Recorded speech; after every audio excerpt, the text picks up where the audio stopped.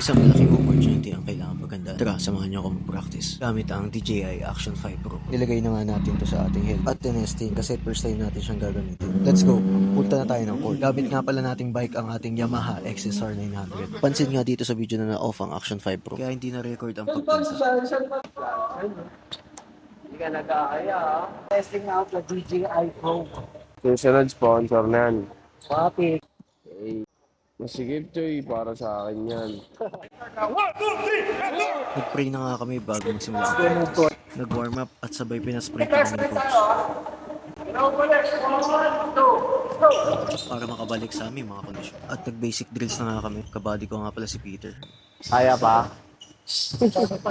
At syempre, tinesting na nga pala natin ang Action 5 Pro dito. At ang gamit naman natin main camera ay iPhone 16 Pro na naka 4K resolution. Nag-defense drills na nga kami. Yan, huli ka! At gumawa na nga si Coach Ryan ng mga play na ipapractice namin mamaya sa scrimmage. Mamaya yung motor. Basketball mo. Focus mo sa bola. At ito na nga ang pinakahintay nating scrimmage. Agad nga tayo nakakuha ng rebound, dire-diretso layup. Counted, takbo mayaman.